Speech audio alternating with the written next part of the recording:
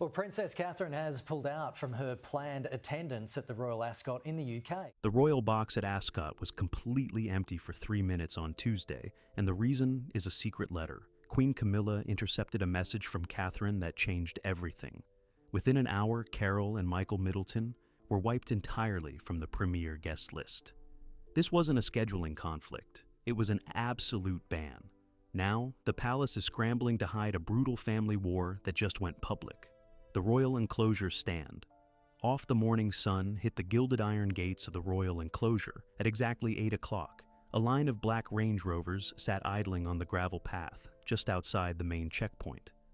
Inside the security office, 2 senior officers were looking at a desktop monitor. The screen displayed the morning passenger manifest for the VIP arrivals.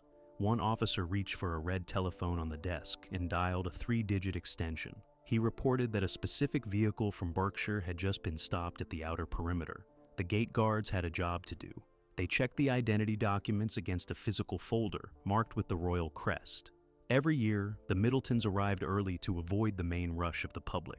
They usually held a gold-rimmed pass that allowed their vehicle to drive straight to the private stables. This morning, their names did not appear on the validated electronic spreadsheet. The guard politely asked the driver to pull over into a side bay. This was a major departure from established royal protocol. Carol and Michael Middleton have been a fixture at this event for over a decade. They are usually treated with the same deference as titled members of the peerage.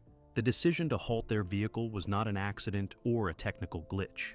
The security team was acting on a direct order issued by the Lord Chamberlain's office late the previous evening. The crowd outside the gates was already growing. People in top hats and morning suits were lining the pavement, hoping to catch a glimpse of the early arrivals. A photographer from a national newspaper noticed the stationary car in the side bay. He raised his camera lens, but a royal protection officer immediately stepped into his line of sight. The palace was determined to keep this initial friction out of the morning headlines. The facts of the situation were clear to the staff inside the office. The Princess of Wales had personally requested 5 specific entry passes for her family members 3 weeks earlier. The paperwork had been processed through the standard channels at Kensington Palace. But 48 hours before the event, the final approval signature was withheld. The documents were returned to the family officer with a short note attached to the front page.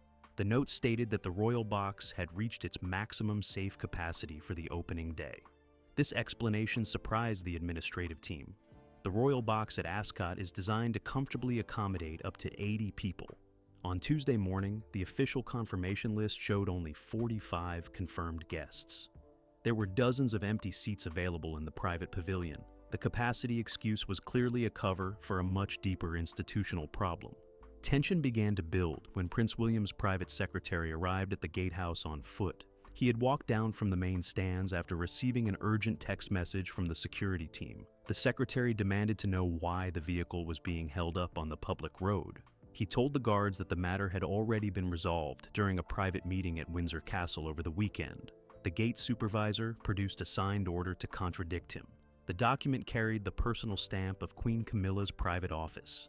It explicitly stated that only working members of the royal family were permitted to use the Windsor Gate entrance. Non-titled relatives were directed to use the public turnstiles at the main entrance. This meant the Middletons would have to walk through the general crowd without any security escort. This instruction was a direct challenge to Catherine's authority. She had made it clear that her parents should not be exposed to the public gaze during a stressful period for the family. The demand for maximum protection was her main priority. By forcing them to use the public entrance, the palace was sending a clear signal about their true status in the new reign. The family was being pushed to the margins of the court. An interesting mystery appeared on the security logs during this conversation. A second vehicle belonging to a minor Spencer family member was cleared through the gate without delay. This family also holds no official royal titles or working duties. The supervisor explained that their pass had been personally signed by the king weeks ago. The restriction seemed to apply solely to the princess's parents. The secretary made 3 phone calls to the palace to find a solution. He tried to reach the king's top advisor, but the call went straight to voicemail. The machinery of the court had gone completely silent. It became obvious that the decision was being enforced from the very top of the hierarchy. There would be no last-minute reprieve or compromise at the gate. Michael Middleton eventually spoke to the driver of the car. He instructed him to turn the vehicle around and head back toward the main motorway. The family chose to leave the venue entirely rather than face the humiliation of the public turnstiles. The car pulled out of the side bay and disappeared down the road toward Berkshire before the first royal carriage procession even started.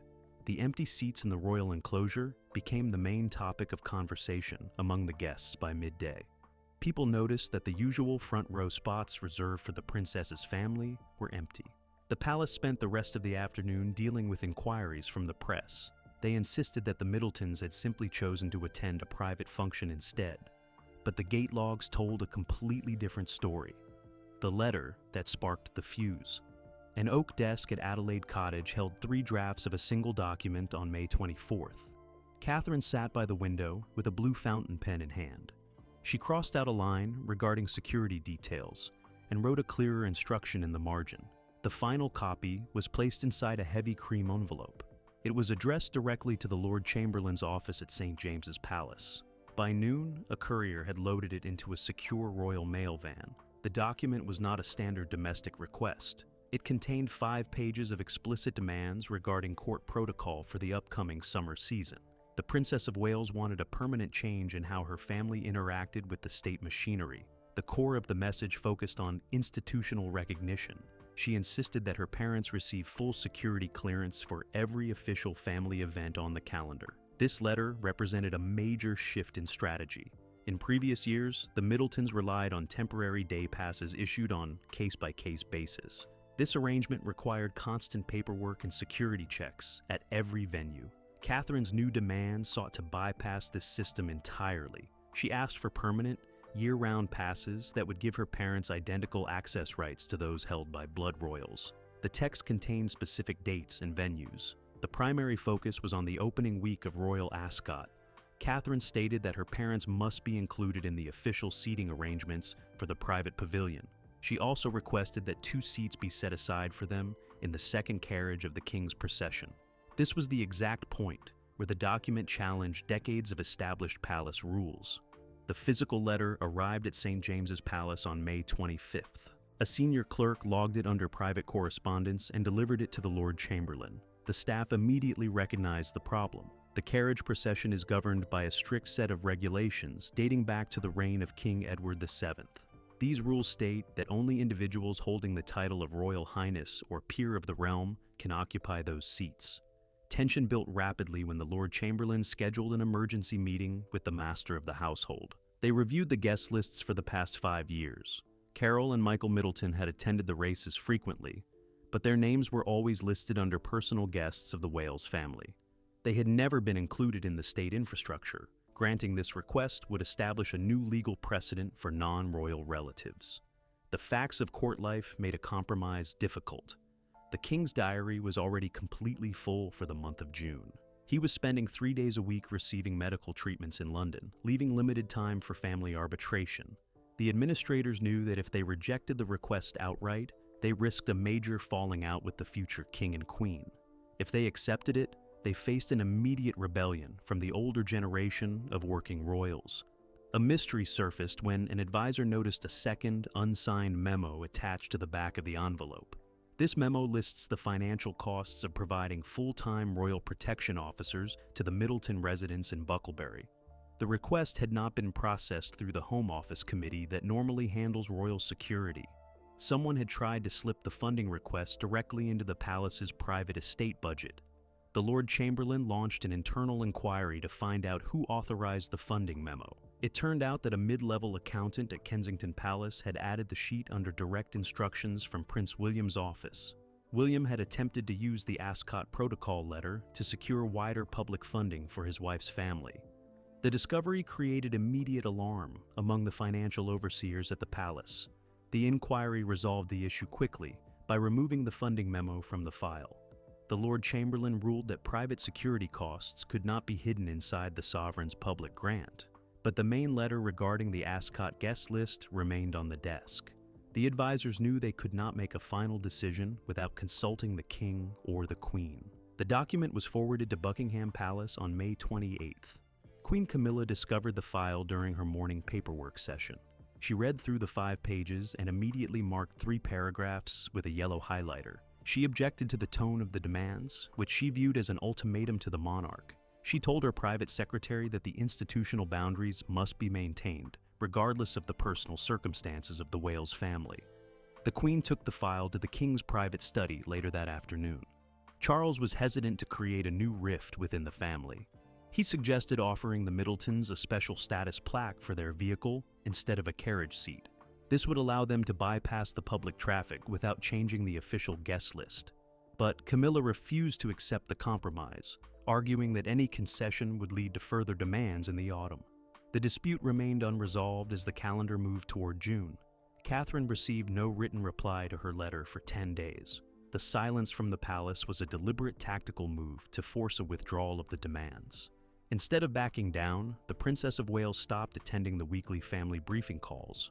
The cream envelope had effectively shut down the normal channels of communication between the two households. Camilla's line in the sand. A silver tea service was laid out on the terrace of Highgrove House on June 4th. Queen Camilla sat alone at a glass-top table, looking over a folder of security clearances. Sir Edward Young, the veteran palace advisor, stood near the French doors holding a black leather clipboard. The discussion turned immediately to the logistics of the Royal Ascot enclosure. Camilla took a gold fountain pen and made a notation in the margin of the document.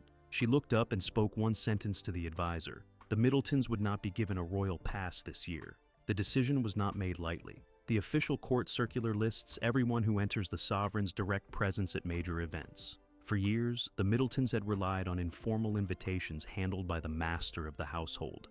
This system allowed them to bypass the strict vetting required for normal guests. Camilla ordered that this informal practice stop immediately. She insisted that every guest without a title must go through the standard application process. This move changed the internal balance of power at the palace. For over a decade, the Princess of Wales had exercised significant influence over family guest lists. Her parents were a fixture at state banquets, royal weddings, and major sporting events. By demanding a standard application, Camilla effectively removed Catherine's ability to guarantee her family's safety and comfort at these events. It was a clear demonstration of institutional control. Prince William discovered the change on the afternoon of June 6th. He was working in his office at Kensington Palace when the revised guest list arrived on his desk. He immediately picked up the secure phone line to Highgrove. The conversation lasted less than 5 minutes. William argued that his in-laws were a vital support system for the future queen during her recovery. He stated that isolating them from public events would appear to be a snub to the British public.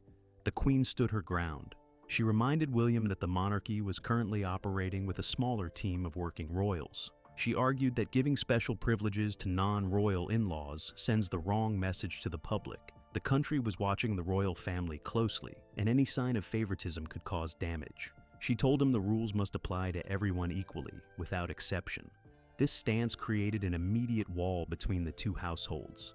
The staff at Adelaide Cottage were told to halt all further communication regarding the Ascot arrangements. The tension began to affect daily operations. Joint diary meetings between the King's team and the Wales team were postponed twice in 1 week. Courtiers were forced to choose sides as the 2 senior women of the family remained locked in a silent standoff. The layout of Ascot made the situation even more difficult. The royal enclosure is divided into 2 distinct zones. The inner circle is restricted to the king, queen, and their immediate blood relatives. The outer circle is open to peers and invited guests. Carol and Michael Middleton had previously been allowed into the inner circle as a courtesy.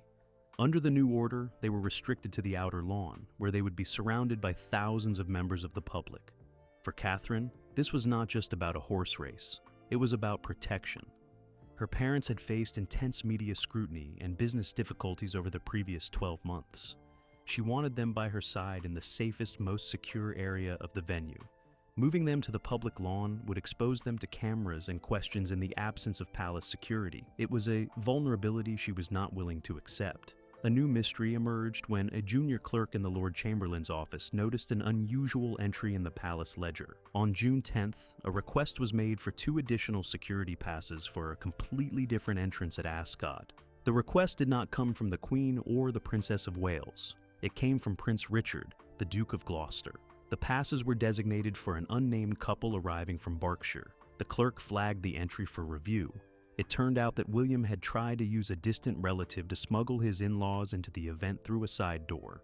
The Duke of Gloucester has his own allotment of guest passes that rarely receive close inspection. William had hoped to use this loophole to bypass Camilla's ban entirely. It was a risky strategy that showed how desperate the situation had become. The plan failed when the Master of the Household Cross referenced the names on the Gloucester list with the main master file. The names were discovered, and the passes were cancelled within an hour. Camilla was informed of the attempt before dinner that evening. She did not confront William directly. Instead, she had the official palace gatekeepers issue a strict reminder to all minor royals about the misuse of personal invitations.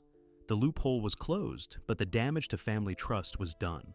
The king tried to play the peacemaker, but his own health issues limited his involvement. He spent most of June 11th in quiet meetings with his medical team, leaving the court's management to his wife. This gave Camilla total authority over the final details of the Ascot week. She used that authority to lock down every entrance to the royal box. The week before the event, the final confirmation cards were mailed out. The Middleton home in Bucklebury remained empty of royal mail. The family realized that the decision was final and could not be overturned. Catherine remained at home, refusing to participate in the final planning sessions for the summer wardrobe presentations. The stage was set for a highly visible absence that the public would notice immediately. The escalating demands behind closed doors. A black leather briefing binder sat on the breakfast bar at Adelaide Cottage on June 8th. Prince William was pouring black coffee into a ceramic mug while reviewing a set of financial spreadsheets. The pages detailed the outstanding debts and restructuring costs of the Middleton family's former business venture, Party Pieces. Catherine sat opposite him, holding a phone that displayed a draft press release from Kensington Palace. She made a note on a yellow legal pad, highlighting a sentence about family privacy. The financial reality of the Middleton family had become a subject of intense discussion among court officials. The collapse of their company had generated significant local media coverage over the previous year. Creditors were openly questioning the family's ability to maintain their social standing in Berkshire. Catherine felt that this public scrutiny required a firm, visible show of support from the monarchy. She wanted the palace to use its institutional weight to shield her parents from the ongoing commercial fallout. This led to a new series of demands regarding the royal court's official endorsement policies. Catherine requested that her mother, Carol, be granted a formal patronage for a major children's charity. This title would give her an official platform and a dedicated press officer funded by the sovereign grant. It was an unprecedented move for an in-law without a royal title. The goal was to pivot the public narrative away from business failures and toward charitable works. The documents were processed by a senior advisor at Kensington Palace on June 9th. The advisor pointed out that all new patronages require the king's explicit approval and the standard vetting by the Privy Council. The palace must ensure that any individual representing a royal charity has no active financial liabilities. The Middletons' current business situation meant they would likely fail the initial compliance checks required for any formal appointment. Tension escalated when Prince William directly challenged the vetting procedure. He met with the King's private secretary at Buckingham Palace later that morning. William argued that the rules were being applied selectively to penalize his wife's relatives. He pointed out that several minor members of the royal family maintained private business interests while holding official patronages. The meeting ended without an agreement, and the paperwork remained unsubmitted. The facts of the palace budget added further complications to the discussion. The sovereign grant was facing major cuts due to ongoing renovations at Buckingham Palace and Windsor Castle. Every penny of expenditure was being reviewed by the National Audit Office. Introducing a non-royal family member into the official network would mean diverting funds from existing working royals. The financial administrators made it clear that the budget simply did not have the capacity for extra staff. A new mystery emerged when a local bank manager in Reading reported an unusual deposit attempt on June 11th. An administrative assistant from the Kensington Palace Finance Office had arrived with a certified check drawn from a private royal trust fund. The check was intended to settle a portion of the outstanding debts owed by the Middletons' former business to a local supplier. The transaction was flagged because trust funds are strictly limited to the personal expenses of the royal bloodline. The bank manager contacted the palace's legal team to verify the authorization codes on the check. It turned out that William had authorized the payment using a discretionary fund intended for his own personal staff expenses. He had attempted to use his private allowance to quietly resolve his in-laws' financial pressures before the Ascot race week began. The discovery caused immediate concern among the senior trustees of the estate. The legal team resolved the issue by canceling the check before the funds were transferred. They informed William that any use of royal funds for non-royal business debts would violate the terms of the parliamentary trust. This cancellation left the Middletons' financial issues unresolved just days before their scheduled public appearance. The pressure inside the family house in Bucklebury was growing by the hour.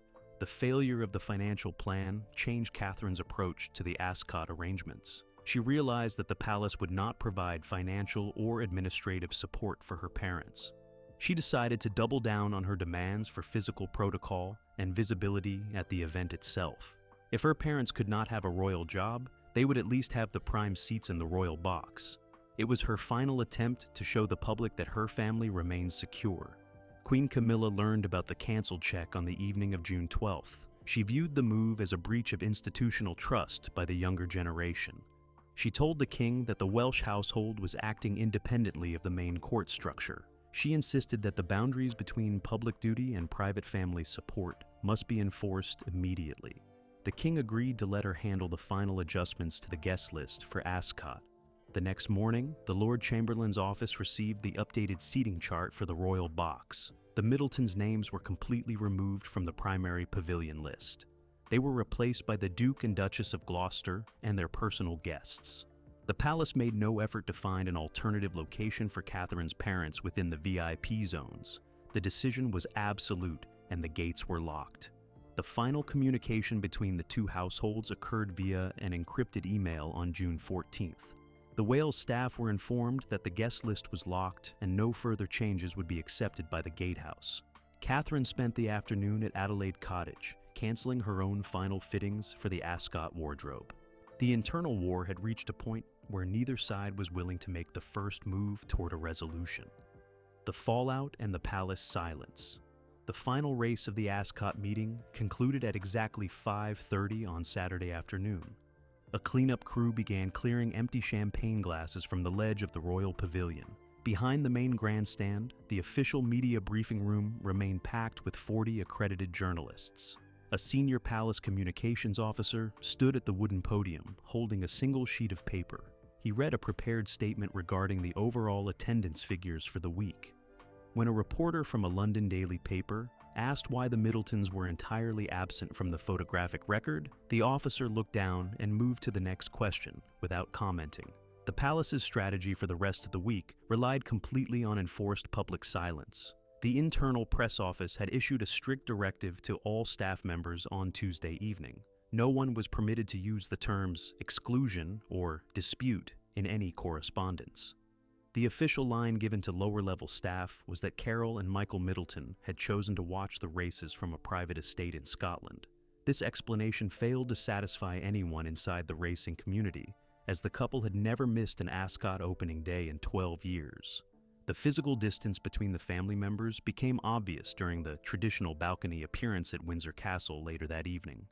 The king and queen stood at the center of the stone balustrade, waving to the small crowd gathered in the quadrangle. Prince William stood 3 feet to the king's right, keeping his hands clasped firmly behind his back. Observers noticed that he did not engage in the usual casual conversation with Queen Camilla between waves. The atmosphere was formal, rigid, and completely drained of warmth. The facts of court life during the following week showed a deep structural shift. The joint diary coordination meetings, which usually take place every Monday morning at 10 o'clock, were held via a secure video link rather than in person. The Kensington Palace staff refused to send their scheduling representatives to Buckingham Palace. This logistical separation meant that the future king's household was now operating entirely independently of the main court for the first time since the transition of the reign. Catherine remained completely out of sight at Adelaide Cottage throughout the final days of June. She did not issue any personal messages of congratulations to the winning jockeys, breaking a long-standing personal tradition. Her private office stopped updating her public engagement calendar for the autumn months. Courtiers whispered that this total withdrawal from public life was her way of enforcing her original ultimatum to the king. If her family were to be excluded from the state's infrastructure, she would refrain from attending state occasions. A new mystery developed on June 23rd when a moving van with unmarked side panels arrived at the Middleton home in Bucklebury. Neighbors observed two men loading 4 large wooden crates into the back of the vehicle.